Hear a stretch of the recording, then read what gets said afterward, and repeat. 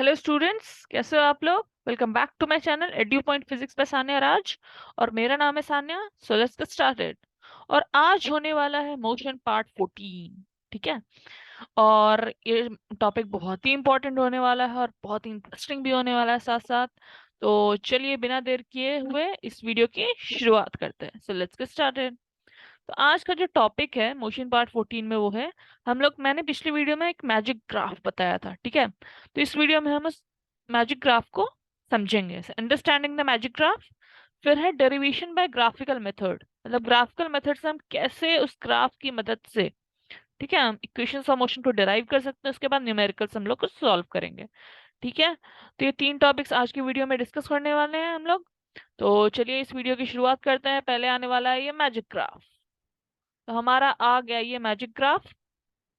इस magic graph का मतलब है, क्यों इसे मैंने मैजिक ग्राफ कहा है, क्योंकि इससे तीनों इक्वेशन सॉल्व हो जाते हैं। ठीक है। इससे तीनों इक्वेशंस ऑफ मोशन जो कि है v equals to u plus a t, ठीक है, दूसरा s equals to u t plus half a t square, जिससे हम डिस्प्लेसमेंट या डिस्टेंस निकाल सकते हैं, और तीसरा है v square equals to u square plus two s, जो कि फाइनल वेलोसिटी, इनिशियल वेलोसिटी और एक्सेलरेशन और डिस्प्लेसमेंट के बीच का रिलेशन है। ठीक है। तो आज की वीडियो में इस मैजिक ग्राफ की हेल्प से हम लोग पहला इक्वेशन सॉल्व करेंगे। पहला equation v equals to u plus a t आप लोगों को बहुत इजी लगता है और ग्राफिकल मेथड से और भी इजी हो जाता है। तो आप लोग ध्यान से सुनिएगा और ध्यान से देखिएगा और मेरी वीडियो को एंड तक जरूर देखिएगा, ताकि आप लोग कोई भी चीज, कोई भी इंपॉर्टेंट थिंग आप लोग मिस ना करें। ठीक है। चलिए आगे बढ़ते हैं। तो यहाँ पे मैंने आपकी सुविधा के लिए पहले से लिख रखा है, तो आप लोगों को बस मैं वो समझाते हुए जाऊंगी और कुछ चीजें हाईलाइट करते हुए जाऊंगी। ठीक है। तो आप लोगों को बस ध्यान से सुनना है। तो यहाँ पे आपको एक ग्राफ दिख रहा होगा, ग्राफ दिख रहा है। और वो ग्राफ किस चीज का है? वो ग्राफ है स्पीड टाइम ग्राफ। ठीक है। आप लोगों को याद रखना है कि वो ग्राफ है स्पीड टाइम ग्राफ। ठीक है। वो स्पीड टाइम ग्राफ है और उसमें आप लोगों को दो तीन चीजें दिख रही होंगी। पहला कि ये है हमारा ओ, दूसरा ये है हमारा ए, तीसरा है ई, और ये बी, और ये डी, और ये सी। और ये सारी चीजें क्या है वो मैं अभी आप लोगों को बता दूं। ई है, ए है और ओ है। तो इस लाइन को पहले मैं बता दूं। ओ ए हमारा है, ये जो ओ ए है पूरा हमारा, ये है इनिशियल वेलोसिटी। मतलब एक बॉडी है जो कि रेस्ट से ना स्टार्ट करके, अगर वो ओरिजिन से स्टार्ट करता हो तो रेस्ट से स्टार्ट करता है, लेकिन रेस्ट से ना स्टार्ट करके उसकी कुछ इनिशियल वेलोसिटी है। जैसे फॉर एग्जांपल मान लो आप एक कार चला रहे हो और आपके बीच रास्ते से किसी ने देखा कि आप एक्सीलरेट करते हुए जा रहे हो। ठीक है। तो इनिशियल पोजीशन से तो आपको किसी ने नहीं देखा घर से निकलते हुए, लेकिन आपको बीच रास्ते में किसी ने देखा कि आप जा रहे थे, उसके सामने से गुजर रहे थे। तो आपकी कुछ इनिशियल वेलोसिटी थी और कुछ फाइनल वेलोसिटी थी। ठीक है।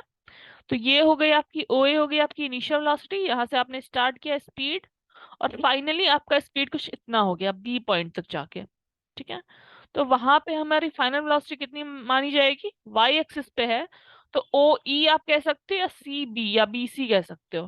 ठीक है। तो यहाँ मैंने लिख भी दिया है, इनिशियल वेलोसिटी हमारा ओ ए है, ठीक है, और फाइनल वेलोसिटी हमारा बी सी है। ठीक है। उसके बाद मैंने कुछ इस तरह से लिखा है कि बी सी, अब हमें बी सी के बारे में जानना है। बी सी किसके किसके मिलकर बना है? बी डी और सी डी से। ठीक है।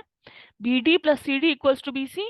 और बी डी हमारा क्या है वो हम निकालने वाले हैं, और सी डी या ओ ए दोनों इक्वल है, पैरेलल है एक दूसरे के, और इक्वल एक रेक्टेंगल बना रहे हैं, opposite sides are equal of a rectangle. तो ये यू ही हो जाएगा, O A equals to C D equals to U. ठीक है। तो यहाँ पे हमने यू लिख दिया। अब बी डी का जो वैल्यू है वो हमें निकालना है, बी डी का जो रिप्रेजेंट करते हैं हम लोग वी और यू के रिलेशन में।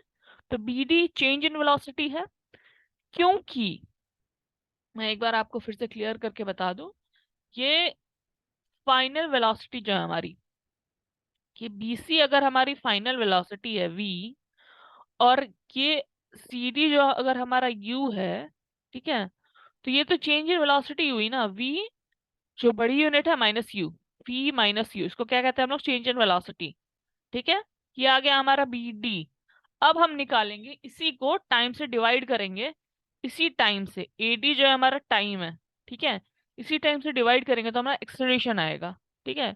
और मैंने एक बार और भी बताया है कि जब भी हम लोग स्पीड एक्सेलरेशन निकालते हैं तो change in velocity by time होता है। ठीक है।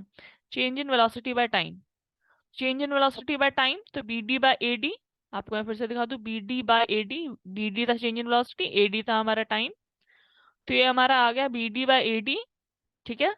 और वो होगा हमारा बी डी बाय सी, या फिर B D by T means time taken. तो बी डी का value change in velocity equals to acceleration into time, तो v minus u equals to into t, तो v equals to u plus a t. तो इस तरह से हमने first equation को डिराइव कर लिया है।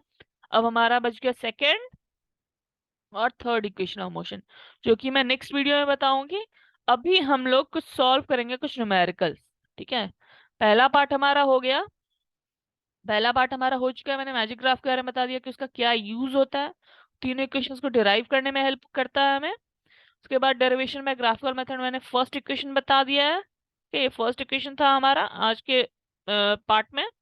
और न्यूमेरिकल अब हमको सॉल्व करने वाले हैं। तो न्यूमेरिकल से बच्चों को, ज्यादातर बच्चों को बहुत डर लगता है। क्यों डर लगता है ये तो मुझे नहीं पता, क्योंकि मुझे तो बड़ा मजा आता है न्यूमेरिकल्स बनाने में। फिजिक्स में numericals is the best thing to do. ठीक है। तो न्यूमेरिकल्स आप लोग सॉल्व करो। ये बहुत ही बेसिक सा मैंने एक न्यूमेरिकल लिया है, जिसमें कि आपको ग्राफ एक दिख रहा होगा। ठीक है। और वो उसमें मैंने लिखना छोड़ दिया है, वो लिख देती हूँ मैं। यहाँ पे ये जो है ना आपका वाई एक्सिस, वो आपका क्या है, अगर आप अंदाज लगा सको कि इसमें स्पीड निकालना है। ठीक है। स्पीड निकालना है, स्पीड हम लोग किससे निकालते हैं, डिस्टेंस टाइम ग्राफ से या डिस्प्लेसमेंट टाइम ग्राफ से। उसकी जो स्लोप है, ऐसा मैंने पिछले वीडियो में बताया, स्लोप जो हमें बताती है उसका स्पीड कितना है। ठीक है। मैंने हिंट दे दिया, तो आप बना सकते हो। ए टू बी उस बॉडी की स्पीड निकालनी है। ठीक है। और ये जीरो से स्टार्ट कर रहा है इनिशियली, इसकी डिस्टेंस जीरो से स्टार्ट हो रही है और 7 पर खत्म हो रही है। 1 यूनिट हर मोमेंट पे वो इंक्रीज कर रहा है। और जो टाइम टेकन है वो 2 सेकंड से ही स्टार्ट हो रहा है। ठीक है। यहीं पे थोड़ा सा ये इसने डाला है ट्विस्ट कि 2 सेकंड से इसका टाइम स्टार्ट हो रहा है, और उसने 9 तक ले गया है 1 यूनिट बढ़ाते हुए। ठीक है।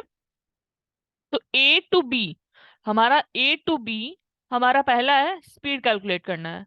तो चेंज इन डिस्टेंस, ये जो है यहाँ से यहाँ तक ये जो लाइन जाएगी, मान लीजिए इसे हम x मान लेते हैं, इसे y मान लेते हैं और इसे z मान लेते हैं। तो bx जो हमारा होगा वो होगा 3 - 0, और ox जो हमारा होगा, ax जो कि है वो तो जीरो ओरिजिन है, ax जो हमारा होगा वो होगा 5 - 2।